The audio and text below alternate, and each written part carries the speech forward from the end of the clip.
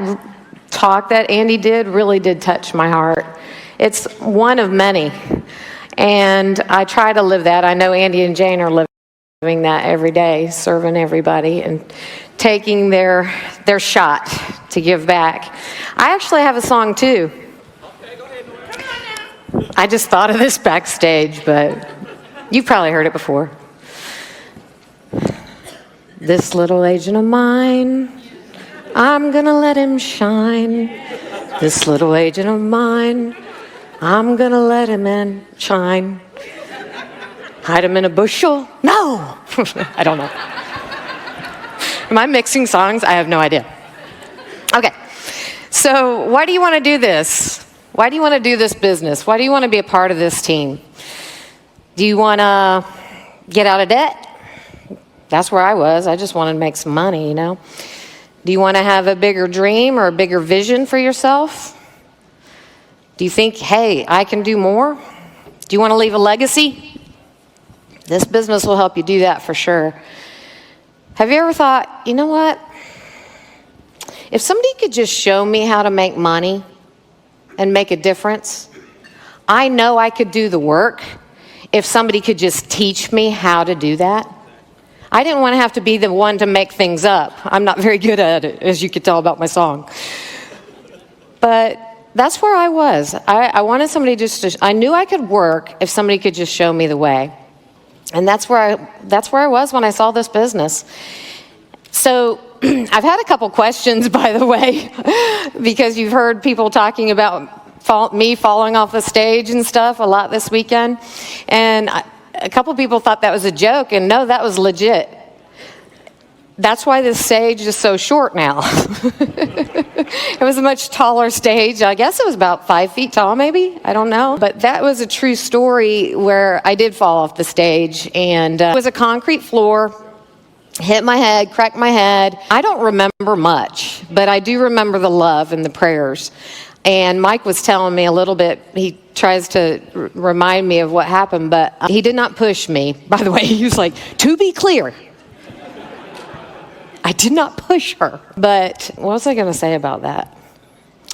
Oh, what I do remember is when I fell, Jane Albright was there, Andy Albright was there, Courtney Long was there, Mike was there, all around me. And from what I understand, the whole convention, I don't know, 1,200, 1,500 people there went dead silent. And people prayed for me. And that's what I felt. So I ended up cracking my head. No big deal. It's, TBI, right, Joseph? And then everything was fine. I broke my elbow. Everything was fine, but it was because of the prayers and the love in the room. So just to be clear, that was a true story there, but that's what this alliance, Great Alliance, is about. So, say again?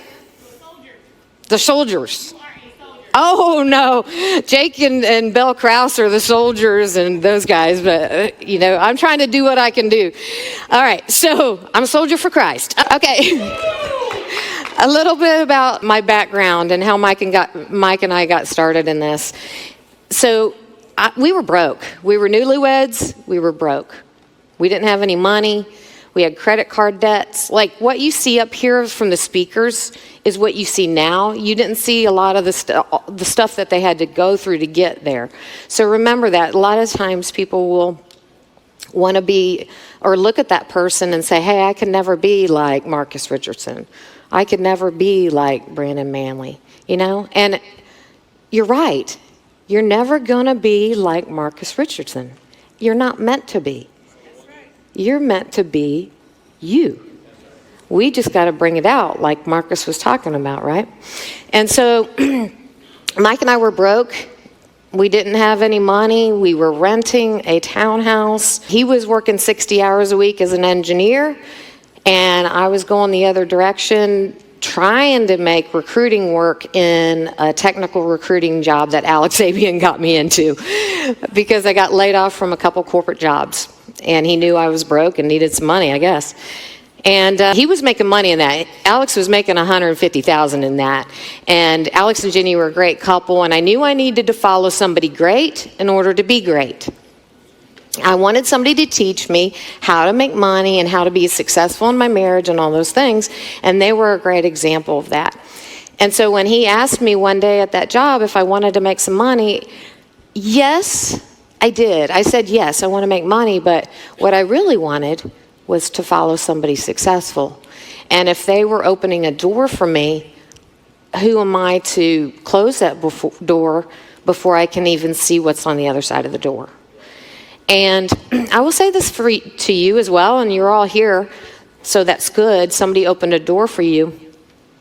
How many doors can we open for other people and not worry about whether they come through the door or not? Let's just be the door openers. And then the ones that come in, we'll show them what's on the other side of the door. And the ones that don't come in, that's okay. We're not going to close the door. We're going to give them an opportunity whenever they're ready to come through the door. And the ones that come in and don't stay, that's okay too. We don't shut the door on them if they leave, right? James and Angie are a great example. How many people want James and Angie Coleman on their team? They never left. They just had to figure some stuff out, that's all, right? So let's just open some doors for people. And that's what Alex and Jenny did for Mike and I. And I truly am grateful for them for that because I know what they've done for our lives. So the jobs weren't cutting it. We weren't making any money. We were $58,000 in credit card debt. Mike married me in credit card debt. Congratulations. I think I won that deal. So we got all, so anyway. Okay, so we had a lot going on, right? We had stuff happening. Everybody has stuff happening. Everybody's going into something, coming out of something, or they're in something right now, and that's what life is all about. But let's jump forward, okay? Yeah, real quickly, when Alex asked me if I wanted to make money, and I did, I hopped in a van with him, and it was 8 people total in the van, so me and 7 guys. I know that. I was the only guy in the van. And we drove 9 hours to North Carolina to sit in a room and learn about insurance. And I came back and I got my license right away. I was like, why not? Why not, right? I was fired up about it. I was like, why not? These people are making money. I mean, that guy over there, that girl over there, if they can do it, I can do it too, right? And so I got my license quick. I came back and I said, Mike, I'm going to get my insurance license. Yeah, he was quiet too. And I asked him if he wanted to do it too, and he was like, no, I don't want to do it. He wasn't skeptical about it, he just didn't want to do it. So if you have someone in your life that maybe is skeptical, or maybe they're negative, Mike was never negative about it, but if you have somebody like that, don't worry about that. Because you have somebody that believed in you enough to open the door, okay? So don't worry about that stuff. So I got started. I got my first paycheck. $283. Yes. I was like, they paid me. Gosh, it's legit. They actually deposited a check. Mike thought I was still crazy, and then he was sitting in an insurance class a couple weeks later. Thinking it was a great idea he had. I'm just like, remember who started this thing? Okay. All right, so just a couple of things. So that's where we were at. And then we've had a lot of stuff happening. The delayed gratification that Jane talked about earlier, that's where we are. I was talking about this at lunch. I was like, we delayed a lot of stuff. And that's what I'm going to talk about here today is this financial independence engine that Andy put together. And here's the cool thing about it. Andy and Jane both, they're still learning. They're seeking knowledge. They're giving that knowledge to us for free. They've spent thousands and hundreds of thousands of dollars gathering all this knowledge and this experience to give it to us for free. It blows my mind. And this financial independence engine is part of that. So I'm going to talk about that because Mike and I have taken it to heart and we continue to do so. Hopefully I'll be able to explain how that works. But some of the things that we've been able to do now, as you see us now, just since the middle of December. Okay, here's something not sexy but kind of sexy. Anybody own a home in here? Anybody by chance own a home? Yell out to me. Sometimes you have to have replacements for windows, you know. And we live on a golf course. We have a house with 5,600 square feet. And not to brag, but that's our first home. But we didn't get it right away. We delayed a lot to get there. I'm going to talk about that. But we just got windows in that home, and it's a lot. It's a pretty big house to get your windows replaced. So we spent about $30,000 replacing those windows. It's not sexy, but it needed to be done. But we didn't have to worry about that. But backtrack to where we were, hell yeah, we would have had to worry about that, right? And our daughter, Erin, is traveling the world right now. She's at a semester at sea for college. She's in this business, growing a team, and she's away right now. She's in India right now, traveling the world. Mike and I flew to Bangkok to get her on the ship. Make sure she got on the ship, Jane. You know what I'm saying? And then we spent some extra days in Thailand, and Mike and I traveled around, and we went to the elephant sanctuary, and we did a lot of cool things, you know, and we didn't have to worry about the income keep coming in. That's what I'm going to talk about on this financial engine, okay? It took a lot of work and a lot of delay and a lot of sacrifice to get there, but I want to show you what Andy and Jane have put together so that you can use that, okay? And I'm not saying all this stuff to brag. If hopefully people don't think Mike and I are braggers. I don't know. But what I'm telling you is where we are now is different than where we were before because of the things Andy and Jane have taught us in the financial arena, okay? All right, so, and by the way, our income grew while we were gone. We were gone for about 11 days, taking Erin to Thailand and traveling a little bit during that break. It's one thing about freedom, right? It's like, if we can get enough people, Marcus, this is just what I think. If we can get enough people not worried about the pocketbook, then they can start focusing on what they need to serve and the pursuit thing we were talking about before and the purpose. Then we can start changing the world. But why does it always have to come back to the dollar? It doesn't always. But that will sure help a lot of people if we have the money, you know, to help them do that. So this business is not all about money, but it's nice to have some. Well said. I'll take the money. All right. So this is something Andy and Jane taught us a long time ago. So what's the financial independence engine? We're going to pull it up here in just a second, but it's money coming in independent of the money, independent of you working. Independent of you being there, that engine keeps running, okay? It's a simple concept. Basically, it's how do you structure your finances so it continues to accumulate even while you're not there personally producing or working a job. And I want to run through that right now. I highly suggest that you get with your growing upline leader, the ones that are making money. People will tell you a lot of things, right? If you talk to the right people, they'll tell you the right things. If you talk to the wrong people, they will tell you what they think is right, but it may not always be right, right? So get with your growing up line leader to get with this. Now, to be clear, I am not an attorney. I'm not a tax accountant. I'm not a CPA. I don't really know how to spell CPA. And, you know, this is just what Mike and I did. So if you want to learn, this is the way I try to be. I try to look at Andy and Jane and try to think, if they're doing this, it makes sense. Look how successful they are. How can I duplicate or copy the best that I can right now with my mindset to become better at that? So I'm not telling you to think like this. I'm just telling you we chose to implement Andy's thinking and copied that. Tracking with me? Okay. Let's see if we can get this thing up on the board here, this financial independence engine. Is that coming up right here? Okay. NAA University or the Alliance University, there is a video in the mini mindset section. It's 112, okay? Andy does a video on there talking about the financial independence engine. And I highly recommend that you go and memorize it and implement it and get with your upline on it. But I'm going to go over it with you now, okay? So if you look at this, Andy always talks about the top left corner there where it says overrides. Let's see if this will work. Hold on. Right there. See where it says override income?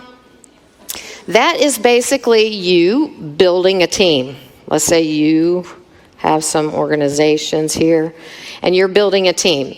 So when Abian was talking about getting width, and you've heard Manley talk about recruiting this weekend, that's building an override.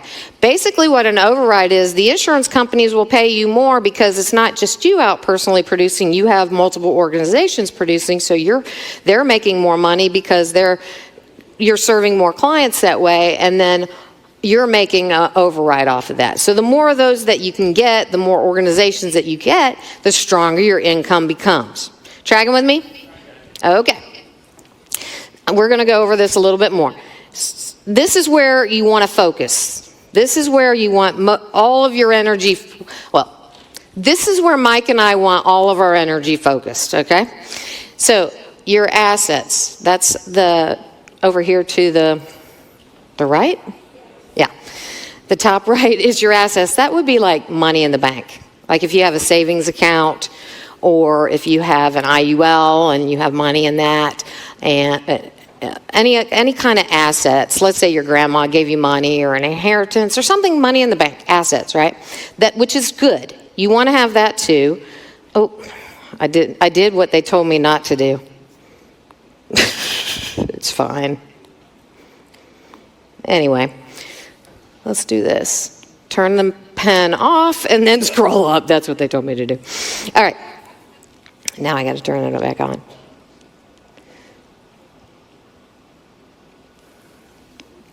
Is it working?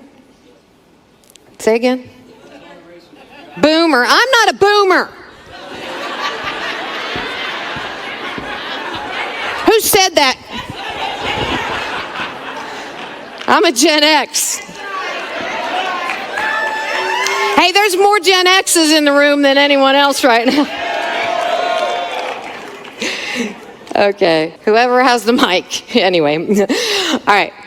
This next category is monthly income. That's that's job income. If you have a 9-to-5, some people in here have jobs, things like that. You're trading hours for dollars to get that money coming in. Trading hours, and then they pay you dollars.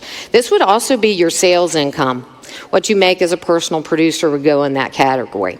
You know that sales is great. We love the sales. We got to have the sales. That's a big part of what we do. That's the job part of what we do, though. You're still trading hours for dollars in the sales arena. So that money would flow in here. Basically, you get paid that money right then. And you do get residuals and things, which would go in this top left corner. But that would be sales as well, okay? The next thing here we have is monthly expenses. That's your basic monthly expenses for living. That's like heating, rent, a car payment. You know, you could say your credit card payment, but your credit card and your car payment would go down here in your liabilities too, the total amount. Let's say you had $10,000 in credit card debt. It would go into your liabilities, and you're spending $100 a month to pay that debt, that minimum on that. That would go up here in this category, okay? Phone bills, things like that. Food. Food is a good one. You need food, right? Stuff like that. Basic monthly expenses.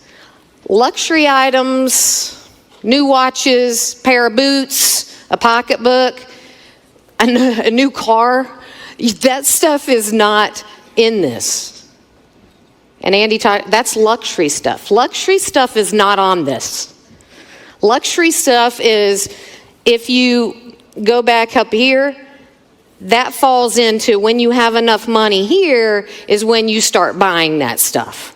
Mike and I got our first house in 2005. We started this business in 2000, 5 years later, after we'd been delaying. We were living in a townhouse. We didn't have anything on our walls. We didn't buy any new furniture. We had our college furniture in there. We didn't do anything extra. We weren't going out to movies, nothing like that. We delayed all that, okay? That's luxury stuff. All right. Anybody call me a boomer again, I'm going to kick some. Okay, you can call me boomer, but I'm not a boomer. Okay, here we go. And then this bottom part here, this is, or excuse me, on the liabilities, that would be like loans, loan payments, your mortgage, not payments, the amount. Let's say you had a $100,000 mortgage, it would be listed down there. Mortgage payment would be up here in the personal basic expenses. So these are the liabilities, and Andy talks about ranking these liabilities too. Let's say that you had a car loan, maybe you had a loan from your mom and dad, maybe you had, a mortgage or what, credit cards. So you would rank it. The car payment would be like number one, because you got to have a car in this business. That's a high priority, would you say? To have a car, that's, so they don't come take your car away. You need that to build your job and also your override income. You need that too. Okay, so that's a big part of what we do. And then the business expenses would be, leads, staff, recruiting, ads, right? Just all the stuff that you need to build a business. It could be office in there. We got to pay our taxes too. Can I just say that? I'm not a tax accountant, but you need to pay your taxes, okay? That's a good thing. So all that stuff. So here's what I will say. Here's what a lot of people do. Jeez. Here's what a lot of people do. They take the money that they have, somebody's bank account just showed up on that. Sorry. That wasn't mine. Mine's higher than that. Anyways. What they do is they take their job income, or let's say they got a raise at their job. What they'll do is they'll take that money and they'll start buying the pocketbooks and the trinkets, the doodads. Riddle talked about the game cash flow. They start buying the doodads with that. That's not good, because what that does, excuse me, I'm sorry. I'm awesome. God loves me, and I'm the best up here. Okay, so what they do is they take that job income, they take that raise, and they start paying the doodads. Or they take that money and then let's say they get a big commission check. Here's what some people do. They'll take that big commission check and they'll buy a new car, or they'll pay their credit card off. Or I'm not saying don't pay your credit card off, but Mike and I paid the minimums on everything. That's what we did. And we poured everything back. Anything that we had, we poured it back into this category down here, the business expenses down here, so that we could grow here. If we had a little bit here, we poured it down here into the business expenses and then we pushed everything back up here. You tracking with me? We were focused on growing our business. Andy and Jane were focused on growing their business. Any little bit of income that we could find, we paid the minimums over here so that we could pour money down here into our business expenses so that we could push it right back up here. And you say, well, should I put it into why shouldn't I put it into my assets? I'm not saying don't put it into your assets, but what's the return on your investment on finding one Marcus Richardson, or one Mike Hartley, or one Olga Mathis? What's your return on investment in that? What's your return on delaying all the other stuff for a short period of time in order to get money continuing to come in? We bought our house in 2005. It was our first house, was a starter shack. 5,600 square feet on a golf course. But it's because of all the stuff that we poured into finding more agents, finding more people to run business, buying more leads. We talked about this a little bit. We bought all the leads in the state of Kentucky. That's a true story. And that decision, that pressure is what pushed us from that townhouse where we didn't have anything on our walls. Our agents would come knocking on the door at midnight or 1 o'clock to give us applications, all that stuff. And then 9 months later, we had a down payment on a house. We had an office space that we were renting. By the way, we had the office space in our house for a long, long time. We started renting an office space, and then we paid off $58,000 in credit card debt 9 months later from that decision. Was it that decision, though? Or was it all the other decisions leading up to that decision? The decision not to buy new stuff, not to hang out with the people that weren't going to help us. Was that what helped us? Or was it spending our money in our business and then... I love y'all. You're my friends. And then pouring everything we had into finding new agents. Let's say you had $20,000 in your bank account here that your mama gave you or somebody, right? And it's sitting there. Some people will say, well, should I take that $20,000 and should I go down here and pay off my car or my credit cards? And I'm like, well, you could do that. Or you could take $10,000 of that and pay off $10,000 in your credit card debts. Or what you could do is you could take that money, let's say $10,000, and pour that into finding new agents, finding new outlets, building everything, pushing everything here to the business up here. Why? Freedom is time and money. It's one thing to have a lot of time, but not have any money. Do you know people like that? They have a lot of time. They're sitting on their couch eating their Cheetos. But it's another thing to have a lot of money and not have any time. But what about having both? That's what this business can offer you. Both. Time and money. Are you going to be able to do that selling? Yeah, I mean, you can do that. Megan Wood is the #1 producer in the Alliance. She made $850,000 last year. Most of that was, you saw her obsessed. She already wrote 40 apps today. I don't know if she did, but there's no doubt. My money's on she did. She spends a lot of time recruiting or building that income, but if something happens, I mean, I want her, and hopefully she's in the room. She knows this already, that if she can help somebody else do that too, or find one or more two people to write 10,000 in business, her business would explode like crazy. Because here's one thing that happened for me. When my dad died, he was in the hospital for, how long was it, Mike? 4 weeks? 4 or 5 weeks. He was in the hospital before he died. And I was able to be there for my mom that whole time. And Mike was able to do that too. But we didn't have to worry about the money coming in to be able to do that stuff.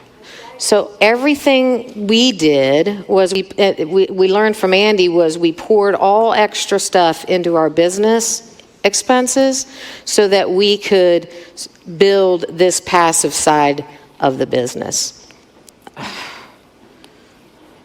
Anyway, I'm going to get this. Okay? So, with your sales, with your job, this is what we did. We paid the minimums on everything, and then we poured everything back into our business to create something that we could... Remember the luxury items I mentioned? That's up in the top left corner. That's not on the sheet, but and when you have enough extra so that the money is flowing in and you have $40,000, $50,000, $80,000, $100,000 coming in a month, then that's when you start taking trips. Our thing is experiences. We like to do trips. We take trips with our family every year. We're going to Austria next year, taking a biking trip with all our family, and we're not have to worry about where the money's coming from, but it's because of all the stuff that we delayed to get there. Tracking with me? You got this. Here's what I need you to do. Go to NAA University 112 and watch Andy Albright's and study that video, okay? We'll talk to you soon. Have a good one.